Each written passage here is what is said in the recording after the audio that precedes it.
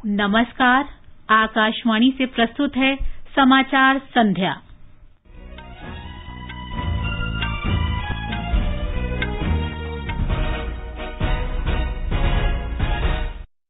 केंद्रीय मंत्रिमंडल ने जम्मू कश्मीर में त्रिस्तरीय पंचायती राज प्रणाली के लिए जम्मू कश्मीर पंचायती राज अधिनियम को लागू करने की मंजूरी दी। सरकार ने अराजपत्रित कर्मचारियों के लिए बोनस की घोषणा की। अंतर मंत्रालय केंद्रीय दल कल से 3 दिन के तेलंगाना दौरे पर वर्षा से हुए नुकसान का जायजा लेगा। निर्वाचन आयोग ने सभी राजनीतिक दलों से कहा, चुनाव अभियान के दौरान भीड़ से बचने के नियमों का कड़ाई से पालन करें। देश में कोविड-19 से स्वस्थ होने की दर 88.81% हुई और आईपीएल क्रिकेट में अबू धाबी में कोलकाता नाइट राइडर्स और रॉयल चैलेंजर्स बेंगलोर के बीच मुकाबला जारी।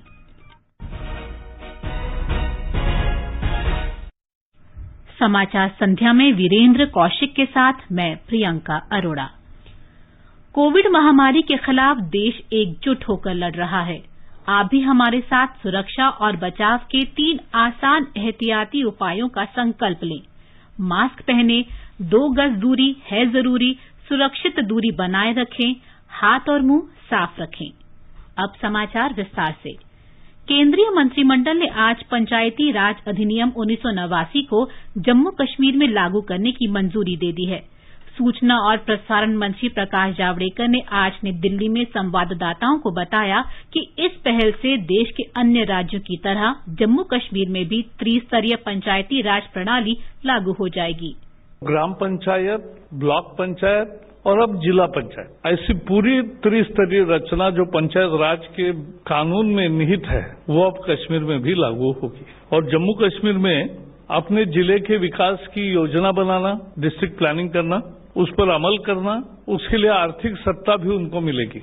अभी चुनाव की प्रक्रिया जल्दी शुरू होगी और लोग चुनाव से अपने प्रतिनिधि चुनेंगे। प्रधानमंत्री ने कश्मीर में और गृह मंत्री जी ने संसद में ये वादा किया था कि त्रिस्तरीय पंचायत समिति की रचना हम लागू करेंगे। वो आज के इस निर्णय से पूरी हो गई है। श्री जावड़ेकर ने कहा कि मंत्रिमंडल ने 2019-20 के लिए केंद्र सरकार के अराजपत्रित कर्मचारियों के लिए उत्पादकता से जुड़े बोनस को भी मंजूरी दी। ये बोनस विजयदशमी से पहले एक ही किस्त में दिया जाएगा। 3,737 करोड़ रुपीस का बोनस का भुगतान तुरंत शुरू होगा। 30 लाख कर्मचारियों को जो नॉन गैजेटेड है, 17 लाख कर्मचारियों को 2,791 करोड़ इतना बोनस मिलेगा। 13 लाख कर्मचारियों को नॉन प्रोडक्टिविटी लिंक्ड बोनस मिलेगा और उन्हें भी 906 करोड़ रुपीस बोनस के उपलक्ष्य में मिलेंगे। मंत्रिमंडल ने जम्मू कश्मीर में चालू सीजन में सेब की खरीद के लिए बाजार हस्तक्षेप योजना के विस्तार को भी मंजूरी दी। केंद्रीय खरीद एजेंसी राष्ट्रीय कृषि सहकारी विपणन संघ लिमिटेड नेफेड सेब की खरीद करेगी। इस योजना के तहत 12 लाख मीट्रिक टन सेब की खरीद की जा सकती है। केंद्रीय एजेंसी जम्मू कश्मीर के सेब उत्पादकों से केंद्र शासित प्रदेश द्वारा निर्धारित एजेंसी, योजना और विपणन निदेशालय तथा कश्मीर बागवानी प्रसंस्करण और विपणन निगम के जरिए खरीद करेगी। सेब उत्पादकों को प्रत्यक्ष लाभ अंतरण के जरिए भुगतान किया जाएगा। सरकार ने इसके लिए नेफेड को 2,500 करोड़ रुपए की सरकारी गारंटी के उपयोग की अनुमति दी है। खरीद प्रक्रिया में किसी तरह के नुकसान को केंद्र सरकार और जम्मू कश्मीर प्रशासन बराबर वहन करेंगे।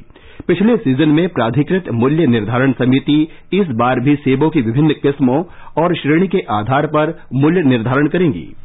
खरीद प्रक्रिया के सुचारू और निरंतर कार्यान्वयन की निगरानी केंद्र स्तर पर कैबिनेट सचिव की अध्यक्षता वाली एक निगरानी समिति करेगी, जबकि केंद्र शासित प्रदेश स्तर पर मुख्य सचिव की अध्यक्षता में कार्यान्वयन और समन्वय समिति करेगी।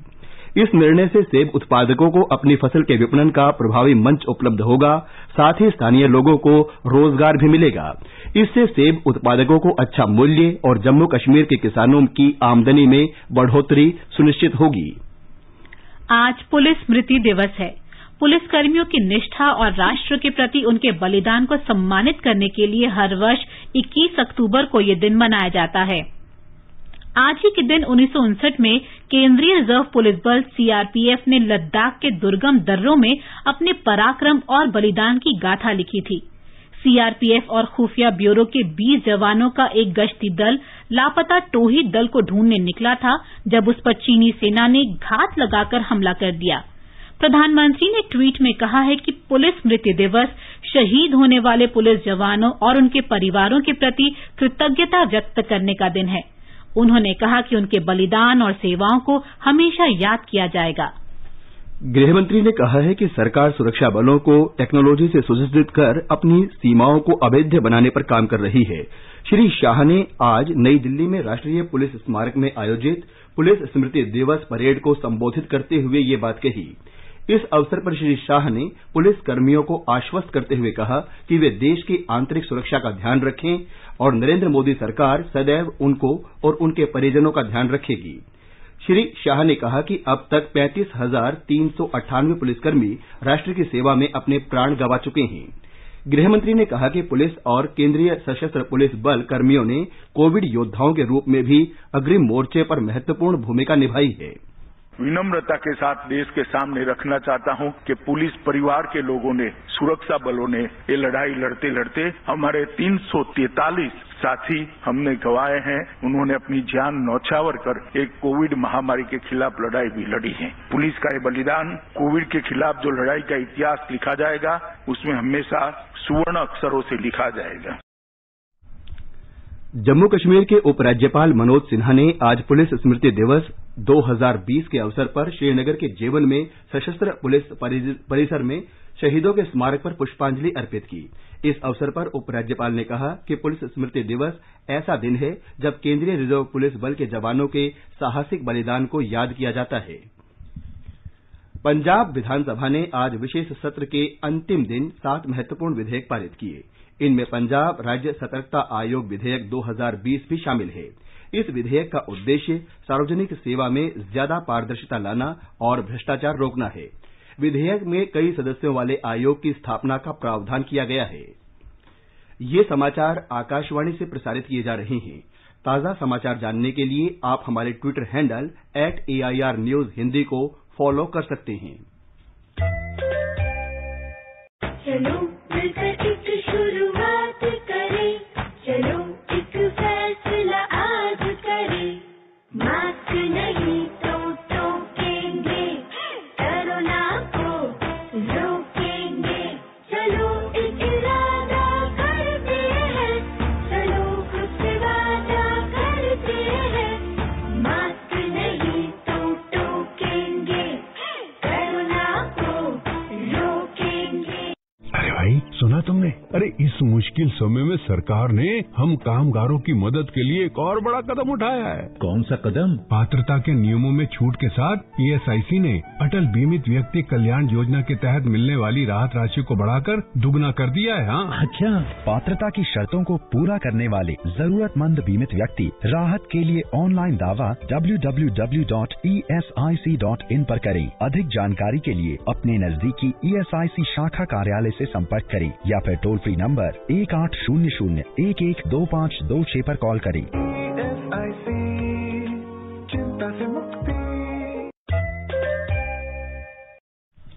ये आकाशवाणी है।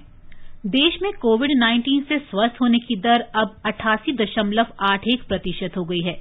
पिछले 24 घंटे के दौरान 61,000 से अधिक रोगी स्वस्थ हुए हैं। स्वास्थ्य मंत्रालय ने कहा है कि अब तक 67,95,000 से अधिक लोग स्वस्थ हो चुके हैं। स्वस्थ होने की दर में निरंतर सुधार होने से संक्रमित लोगों की संख्या में कमी आई है और इस समय केवल 9.67% लोग संक्रमित हैं। इस समय देश में कोविड-19 के केवल 7,40,000 रोगी हैं। पिछले 24 घंटे के दौरान 54,044 नए मामलों की पुष्टि हुई है। अब देश में कोविड-19 के मामले 76 लाख से अधिक हैं। देश में मेडिकल ऑक्सीजन की कोई कमी नहीं है। केंद्र सरकार ऑक्सीजन की आपूर्ति सुनिश्चित करने के लिए हर संभव प्रयास कर रही है। स्वास्थ्य मंत्रालय में सचिव राजेश भूषण ने बताया कि पिछले 10 महीने में मेडिकल ऑक्सीजन की कोई कमी नहीं देखी गई। राजस्थान में पिछले लगातार 8 दिनों से कोविड संक्रमण के नए मामलों की तुलना में स्वस्थ होने का प्रतिशत कहीं अधिक है। हमारे संवाददाता ने बताया है कि आज प्रदेश में 1810 नए मामले सामने आए हैं, जबकि 2865 मरीज इस बीमारी से ठीक हुए हैं।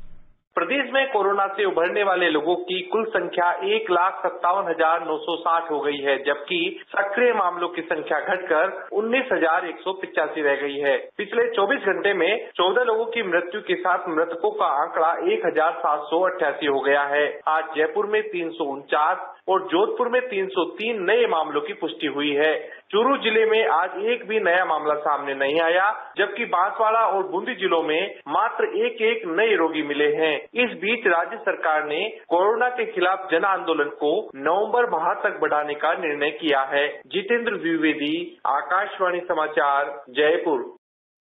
मुंबई में पहली बार कोरोना के मामले दोगुना होने का समय 100 दिन से ज्यादा हो गया है। हमारी संवाददाता ने बताया है कि अब 102 दिनों में कोरोना के मरीज दोगुना हो रहे हैं। मुंबई में कोरोना वायरस महामारी के प्रसार को रोकने के उद्देश्य से अनुशासित प्रयास करने के लिए नगर आयुक्त इकबाल सिंह चहल ने मुंबईकरों का आभार व्यक्त किया है। मुंबई के नागरिक निकाय ने एक बयान में बताया है कि chase the virus, mission zero और tracing, tracking, testing and treating वाली तकनीक का प्रयोग करने से अच्छे परिणाम प्राप्त हुए हैं। बयान में कहा गया है कि मेरा परिवार मेरी जिम्मेदारी कार्यक्रम के अंतर्गत घर घर जाकर लोगों की जांच करने तथा सहरुग्ण रोगियों की पहचान करने से इस बीमारी को रोकने में सफलता प्राप्त हुई है। शुरुआती दिनों में फीवर क्लिनिक द्वारा रोगियों की पहचान करने से लेकर आज की तारीख में मुंबई के हर एक वार्ड में मोबाइल डिस्पेंसरी चलाने तक बृहन मुंबई नगर निगम के साथ मुंबई पुलिस का भी योगदान अमूल्य रहा है। निशा रानी, आकाशवाणी समाचार, मुंबई। केंद्रीय स्वास्थ्य मंत्री डॉक्टर हर्षवर्धन ने आज मध्य प्रदेश सरकार के वरिष्ठ अधिकारियों के साथ प्रधानमंत्री जन आंदोलन के क्रियान्वयन के मुद्दे पर विचार विमर्श किया। इस अवसर पर उन्होंने कहा कि देश में कोविड-19 से स्वस्थ होने की दर 89% के करीब है, जबकि मध्य प्रदेश में ये दर 90% से भी अधिक है।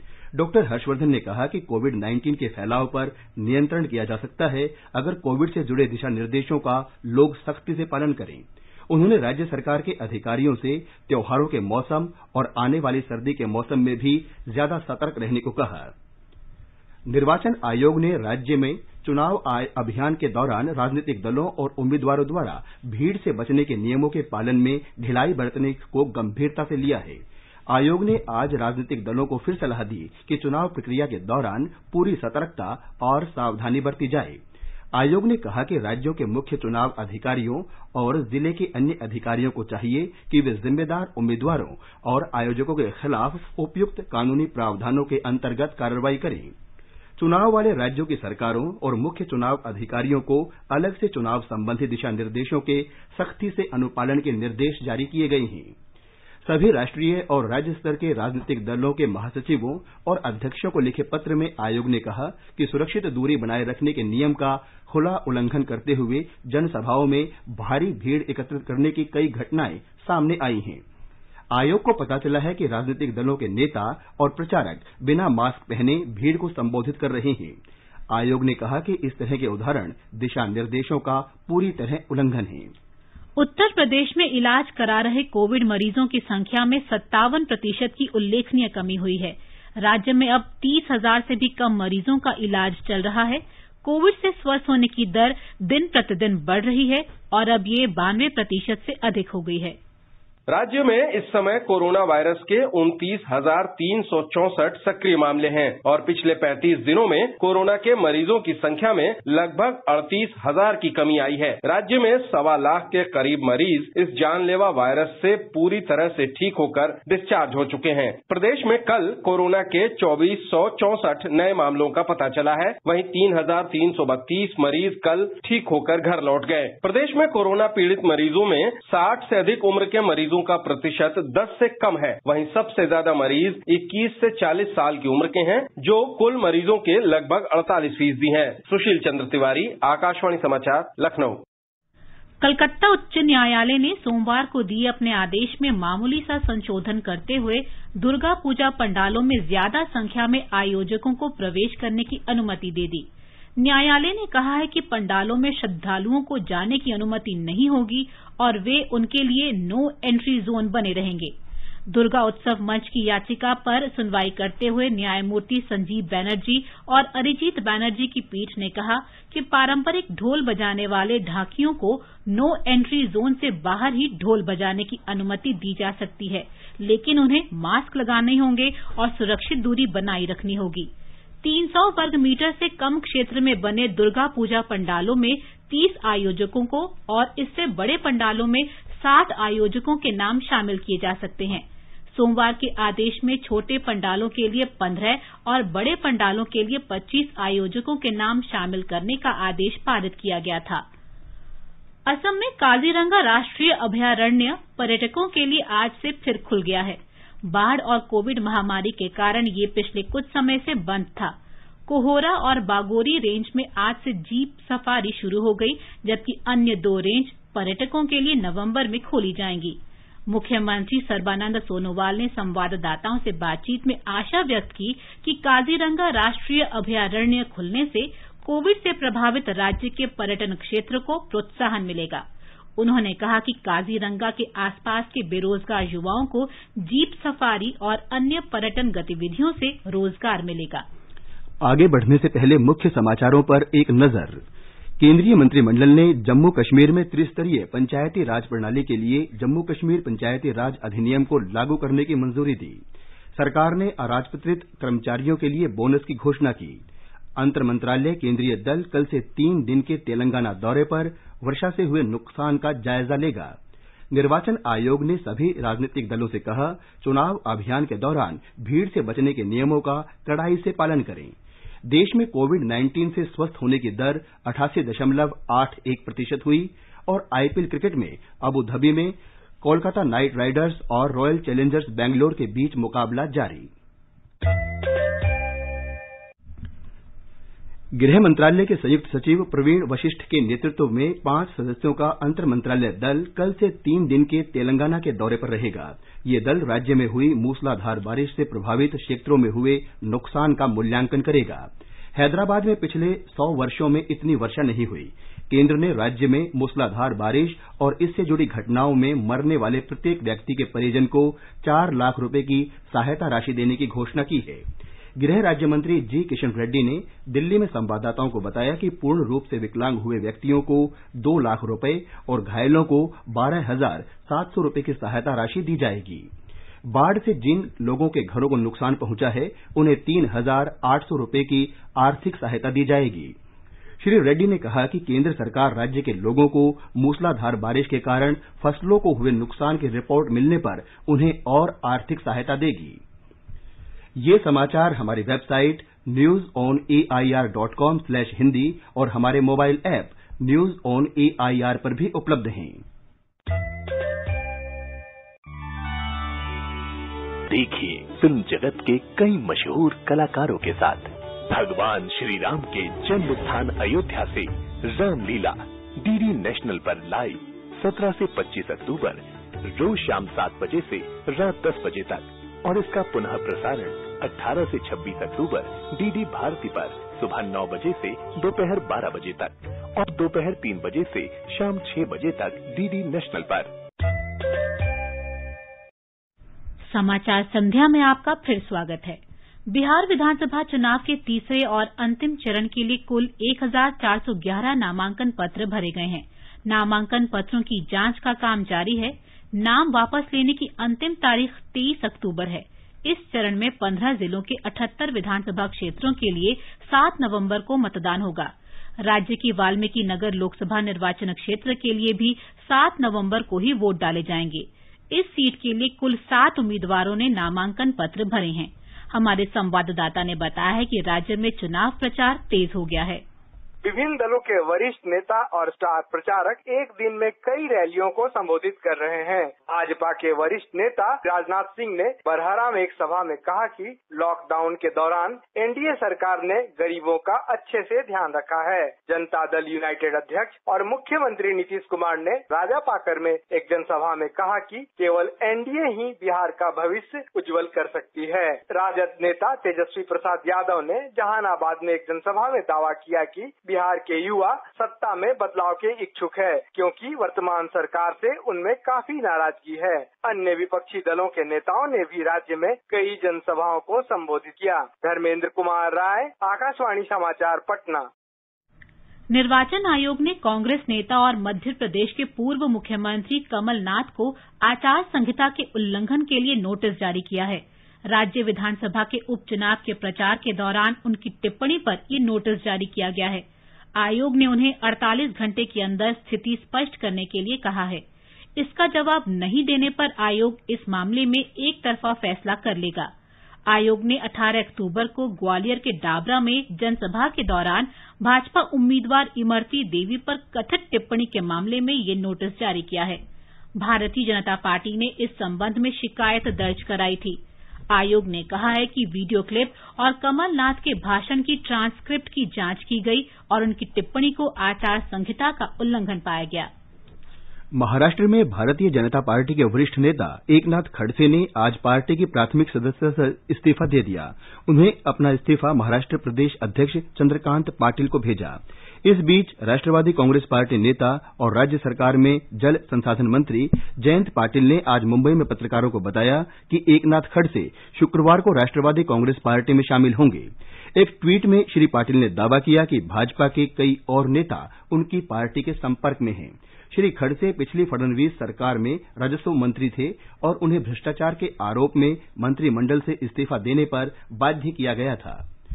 भारतीय जनता पार्टी ने न्यायिक हिरासत में एक आरोपी सिद्दिक कापन के परिवार के सदस्यों से मुलाकात करने के लिए कांग्रेस नेता राहुल गांधी की आलोचना की है। पार्टी प्रवक्ता गौरव भाटिया ने आज पत्रकारों से बातचीत में कहा कि कांग्रेस राष्ट्र विरोधियों के साथ है। जितने देश विरोधी लोग हैं उनके साथ आज कांग्रेस का हाथ है। कांग्रेस पार्टी की केवल एक ही प्राथमिकता है कि देश में अस्थिरता रहे, कि बांटो और राजनीति करो। विपक्ष का काम आलोचना करना हो सकता है, सुझाव देना हो सकता है, विपक्ष का काम प्रदर्शन करना हो सकता है, लेकिन विपक्ष का काम ये नहीं है कि देश को कमजोर करे। आजाद हिंद सरकार के 77वें स्थापना दिवस के अवसर पर आज दिल्ली के लाल किले पर एक समारोह का आयोजन किया गया। इस अवसर पर संस्कृति और पर्यटन मंत्री प्रहलाद पटेल उपस्थित थे। आजाद हिंद फौज के 99 वर्षीय नाइक ललती राम, 101 वर्ष के सिपाही परमानंद यादव और नेताजी सुभाष चंद्र बोस के परिवार के सदस्य भी समारोह में मौजूद थे। श्री पटेल ने अपने संबोधन में आजाद हिंद सरकार का स्थापना दिवस मनाने की परंपरा शुरू करने के लिए प्रधानमंत्री नरेंद्र मोदी को धन्यवाद दिया। उन्होंने कहा कि देश 2022 में अपनी स्वतंत्रता की 75वीं वर्षगांठ मनाएगा। जीवन दांव पर लगाकर ही आजादी मिलेगी, उसकी कीमत तब समझ में आती है। शायद हम आज आजादी की कितनी कीमत कर पाते हैं। आजादी के 75 वर्ष पूरे होंगे और नेताजी के जन्म जयंती का 125वां वर्ष होगा। देश में अब एक नए सिरे से विचार करना पड़ेगा। हम सब आईएनए के उन तमाम शहीदों के प्रति आदरणीय नेताजी के चरणों में और जो हमारे जीवित स्मारक है उनके चरणों में भी मैं नमन करते हुए अपनी बात को समाप्त करता हूं। आवासन और शहरी कार्य मंत्री हरदीप सिंह पुरी ने प्रभावी भूमि रिकॉर्ड प्रबंधन प्रणाली के महत्व पर बल दिया। उन्होंने आज ई धरती पोर्टल का शुभारंभ किया। इस पोर्टल से संपत्ति के लेन देन में पारदर्शिता बढ़ेगी। श्री पुरी ने भूमि रिकॉर्ड को डिजिटल रूप देने और व्यवस्थित तथा पारदर्शी प्रणाली स्थापित करने की दिशा में किए गए कार्य की सराहना की। ये प्रणाली इस्तेमाल करने वालों के लिए अनुकूल है और रहन सहन को आसान बनाती है।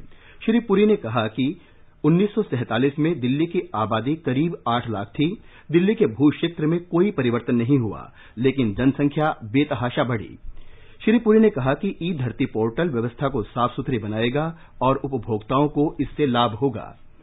नागरिक उड्डयन मंत्रालय में सचिव प्रदीप सिंह खरोला ने आज कहा कि सभी संबंधित पक्षों को उड़े देश का आम नागरिक उड़ान योजना को अपने स्तर पर टिकाऊ बनाने और इसकी दक्षता में सुधार की दिशा में काम करना चाहिए। आज उड़ान दिवस की स्मृति में वीडियो कॉन्फ्रेंस के दौरान श्री खरोला ने कहा कि उड़ान योजना से खासतौर से दूर दराज के क्षेत्रों के आम लोगों द्वारा विमान यात्रा का महत्व स्थापित हुआ है। उन्होंने एयरलाइंस से आग्रह किया कि वे ऐसी पहल करें ताकि ज्यादा से ज्यादा लोग उड़ान योजना का लाभ उठा सकें। सूक्ष्म लघु और मध्यम उद्यम मंत्री नितिन गडकरी ने आज भारत के पहले high quality khadi fabric footwear का शुभारंभ किया। ये फुटवेयर खादी और ग्रामोद्योग आयोग ने डिजाइन किए हैं। ये फुटवेयर रेशम, कपास और ऊन जैसे खादी फैब्रिक से बनाए गए हैं। वर्चुअल माध्यम से आयोजित समारोह में श्री गडकरी ने ई पोर्टल www.khadiindia.gov.in के जरिए खादी फुटवेयर की ऑनलाइन बिक्री भी शुरू की। श्री गडकरी ने कहा कि ऐसे अनोखे उत्पादों में अंतर्राष्ट्रीय बाजार में जगह बनाने की अत्यधिक संभावनाएं हैं। खादी फैब्रिक फुटवेयर से रोजगार बढ़ेंगे और दस्तकारों की आय बढ़ेगी। उन्होंने कहा कि खादी फुटवेयर अनूठे उत्पाद हैं और महंगे भी नहीं हैं। श्री गडकरी ने खादी और ग्रामोद्योग आयोग से लेडीज हैंडबैग, पर्स और बटुए जैसे चमड़े के सामान के खादी विकल्प विकसित करने का आग्रह किया, जिसकी विदेशी बाजारों में बहुत मांग है। उन्होंने कहा कि ऐसे उत्पादों को तैयार करने और विदेशी बाजारों में मार्केटिंग से खादी इंडिया 5,000 करोड़ रुपए का बाजार हासिल कर सकता है। महिलाओं के लिए 15 तरह के और पुरुषों के लिए 10 प्रकार के फुटवेयर डिजाइन किए गए हैं। ये 1100 से 3,300 रुपए प्रति जोड़ी उपलब्ध हैं। आईपीएल क्रिकेट में आज अबू धाबी में रॉयल चैलेंजर्स बेंगलोर का मुकाबला कोलकाता नाइट राइडर्स से हो रहा है। कोलकाता नाइट राइडर्स ने टॉस जीतकर पहले बल्लेबाजी करने का फैसला किया। ताजा समाचार मिलने तक कोलकाता ने 9 ओवर में 5 विकेट पर 34 रन बना लिए हैं। तमिलनाडु सरकार बेहतरीन शिक्षण माहौल सुनिश्चित करने के लिए 80,000 सरकारी स्कूलों में स्मार्ट ब्लैक बोर्ड योजना लागू कर रही है। राज्य के स्कूल शिक्षा मंत्री के.ए. सेनकोटियन ने आज त्रिची में पत्रकारों से कहा कि ये योजना ऑडियो विजुअल शिक्षण सामग्री के माध्यम से चलाई जाएगी। उन्होंने कहा कि केंद्र सरकार के शिक्षा मंत्रालय की स्मार्ट क्लासरूम योजना राज्य के 7,500 स्कूलों में लागू की जा रही है। और अब एक नजर कल के मौसम के पूर्वानुमान पर।